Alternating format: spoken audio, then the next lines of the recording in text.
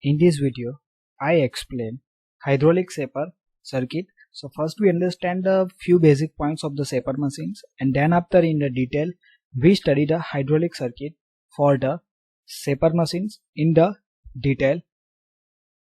So first we move towards the introductions. Shaping is a machining process in which cutting tool is reciprocate on the stationary workpiece. Okay, so that thing you already studied in a manufacturing subject. Okay, here you see that the cutting tool is mounted on the tool post. Tool post is mounted on the clapper box. Clapper box is mounted on the cross slides, and the cross slide is mounted on the ramp. And we know that ramp of the shaper machine is reciprocates. And here the table is provided. On the table workpiece is mounted, and these workpieces are stationary. So same thing is you already know that the cutting tool cuts the metal by shearing actions. Okay, the cutting tool is fitted in a tool post. So here you see this is the tool post. Cutting tool is mount. Okay, this tool post is mount on the clapper box. Clapper box is mount on the cross slides, and the cross slide is mount on the ramp. Okay, and the reciprocation of the ramp cause the tool to cut the metal, means the reciprocation moment of the ramp is also supplied to the cutting tool because all the component is mount on the ramp. Okay, so with the ramp cutting tool is also reciprocates, and these reciprocations of the ramp cause the tool to cut the metals. The hydraulic shaping machine is shown in a figure. Its ramp is mounted on a double rod and double acting cylinders. Now here you see this is the ramp of the shaper machines. Okay, and this ramp of the the ramp of the shaper machine is mounted on a double rod and double acting cylinders. Okay, why it is double rod? Because on both the side of the piston you see that rod is provided. So this is the one rod, this is the second rod. That's why it is called as the double rod. And double acting cylinder, DAC means double acting cylinder. Why it is double acting cylinder? Because on both the side of the piston the inlet and outlet are provided simultaneously, means oil is enter from this side, leave from this side, oil is also enter from this side and leave from this side. Okay, that's why it is called as the double acting cylinder. The cutting stroke of the ramp shall be slow and return stroke shall be fast. Okay, so we know that in a shaper machine the cutting stroke is done at the slow speed and the return stroke is idle, means during the return the cutting tool does not do any cutting. Okay, so return stroke is generally called as the idle stroke, and we do the idle stroke quickly to save the working times. Okay, for this we can choose the meter out circuit. Okay, in other type of the quick return shaper machines and that is something setting is done, that's why the return stroke is faster. Okay, but in hydraulic circuit if we need to do the return stroke quickly or a faster, then we need to choose the meter out circuits. Okay, so we are already studied the speed control circuit in which we are studying the three types: meter in, meter out and the bleed off circuits. Okay, for the shaper machines we are selecting to meter out circuit for the retraction strokes. Okay, how it is selected that I discuss later on during the working of the hydraulic shaper circuits. Now before moving ahead, I request to like the video and subscribe my channels for watching the more video related to the OHP and other subject of the mechanical engineering. For more video, link is provided in playlist as well as in a card, and I also request to visit the playlist for watching the various subject. Now continuous reciprocations of the ramp can be obtained either by using the double solenoid DCV or by using the double pilot DCV. DCV means directional control valves. Okay, why directional control valve is required? Because that is a reciprocation motion, means in this cylinder the extensions and retractions are going on. Okay, so this extension and retraction we need to supply the oil from the different side. Okay, for extension we need to supply the oil from this side, for retraction we need to supply the oil this sides. Okay, so this is controlled by using the directional control valve. Okay, and how to operate the directional control?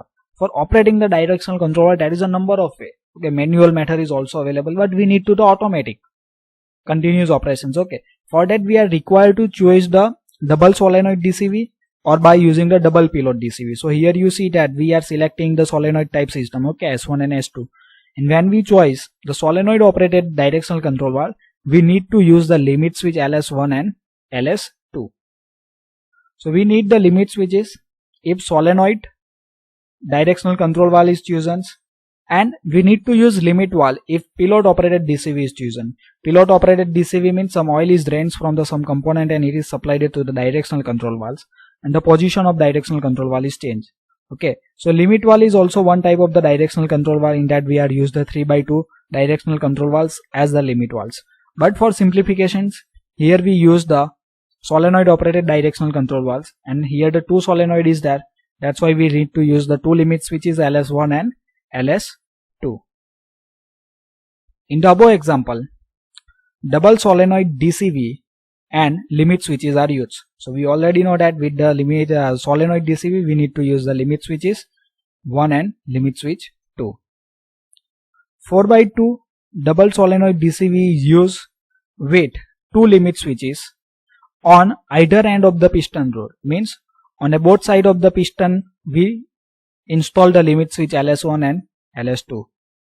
The piston rod, while reciprocating, actuated these limit switches, which in turn actuated the 4x2 DCV. Means when the piston rod is done the reciprocating motion, at that time they actuate means operate, or they press the limit switches. Okay, and what happened when limit switch is pressed? We know that the limit switch is pressed with limit switch supplied some electric current to the solenoids. Okay, so they are connected with this wire. Okay, and when these limit switches operate, they are further actuated, or in turn actuates the directional control valves. Okay, so actuate means operate.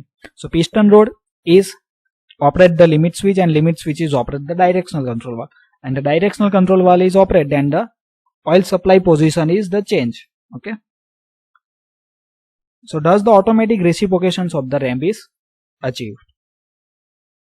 So in a first positions, so this diagram is given for the first positions. Okay, so in a first position, oil is flow from P to A and B to T. So here you see that the P port is connected with A port, and this B port is connected with the T port. Means oil coming from the pump is supplied to P port. From the P port it is coming A ports. Okay, and oil is coming here. Now oil have the two options, either pass through the flow control valves and from the check valve. Okay, but we know that it is the meter out circuit. Okay, meter out means oil is flowing in downward direction from the flow control valves. Okay, that's why it is called the meter out.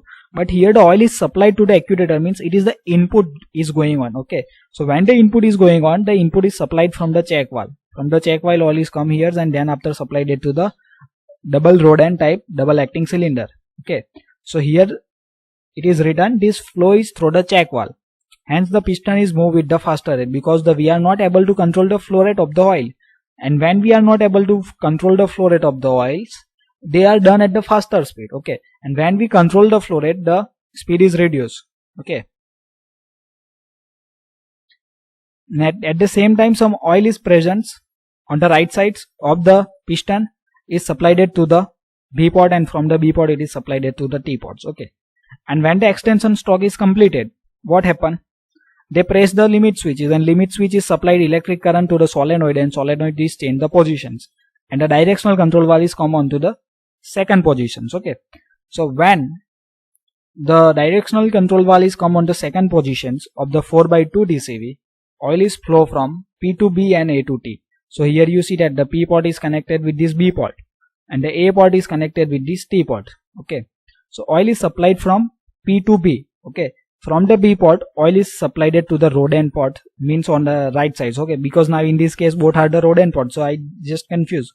And so we are considered that is the right side of the piston, and this is the left side of the pistons. Okay, so oil is supplied to the right side of the pistons, they apply some force on the piston, and piston is start to move from right to left. It is called as the retractions of the stocks. Okay, and oil is returned from the left side of the piston is have the two options from the check valve and flow control, and we know that it is the meter out circuit for retractions.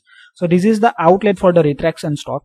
So this flow is here written is that this flow is through the flow control valves. Okay, and it is the control flow. So in a flow control we are reduce the flow rate, that's why we are able to control the, or we are able to reduce the speed during the forward stocks. Okay, hence the piston is moved with the control speeds. Okay, so during the retractions the piston is moving forward, so it is the working stock, and during the idle stock the cylinder is going on the extension stocks.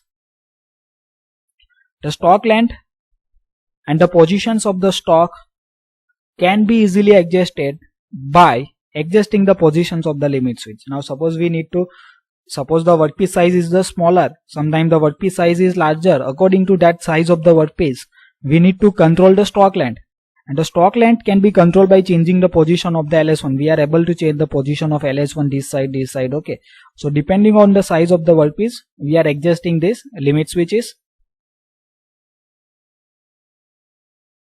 And the speed of cutting stroke can be adjusted by adjusting the flow control valve opening. So this is the symbol of flow control valves. Okay, so we are able to increase or reduce the speed of the stroke by adjusting the flow control valve, means by adjusting the flow control valve opening.